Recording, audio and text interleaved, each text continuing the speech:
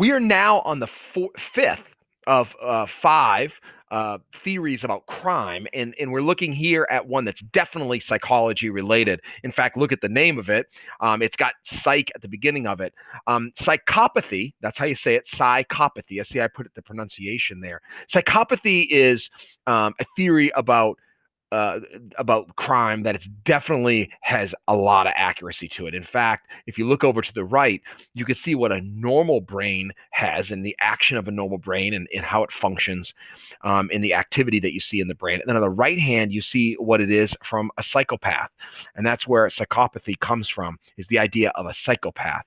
All right, so let's look at that. So there's a couple things that we find. So this is more the genetic cause of crime. We've looked at a lot of things. It's like the social cause of crime, the environment you grow up in, the physical environment of the community you grow up in, the family structure or lack thereof, or chaos. Now we're looking more at genetics. Okay, so what's going on here? Well, one, brain anatomy, and you can see that on the right. Genetics itself. So this is something you literally could inherit, psychopathy, and then more likely, therefore, to commit crime, and the environment that you grow up in. So you could have psychopathic tendencies, but the environment you grow up in is very stable and loving, and you have attachments, and you have some of these other social things that we talked about, religion, so on and so forth, and therefore you don't ever commit crime.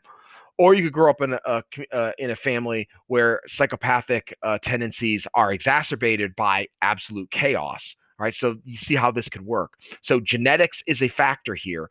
The environment you grow up in is a factor, and this creates antisocial personality disorders. Talked about antisocial personality disorders. Now that comes under the psychopathic sort of thing here. And therefore, what happens is that these people have little remorse for hurting others. And when you don't care about hurting others, you're more likely to commit crimes, in particular violent crimes against others.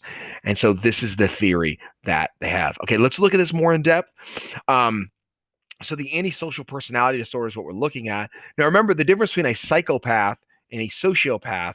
A sociopath, the environment is what kind of caused them to kind of have this personality disorder, whereas a psychopath, it is psychopathy. It is genetic at its root, and then the environment has some influence on how extreme or whether or not violent tendencies are even seen at all. Maybe the environment is such that they don't have it. All right, so here's what happens. First off, they act charming. Like someone who has an antisocial personality disorder can be quite charming. You see on the above my head here, we have a picture of Ted Bundy, one of the most notorious psychopaths in history, who murdered dozens and dozens of women.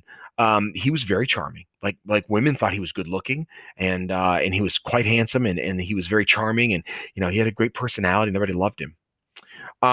They use this personality to manipulate people.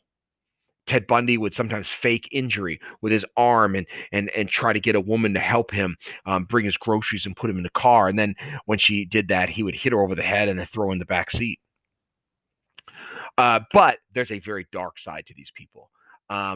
They're very arrogant. They think they're right, and they become angry quite easily.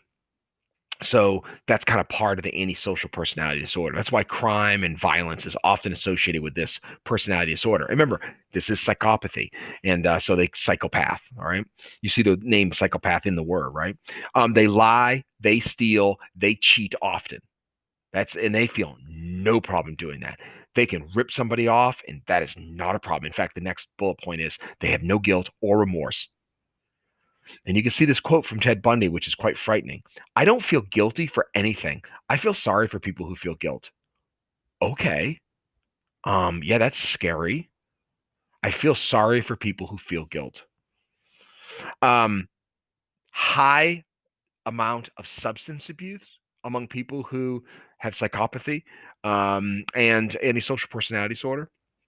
So that's very common. Doesn't mean if you use substance abuse, you're a psychopath by any stretch, but people who are psychopaths typically have substance abuse of some sort. And then there's a couple characteristics of when they're children that are like, really big warning signs, and that's fire setting.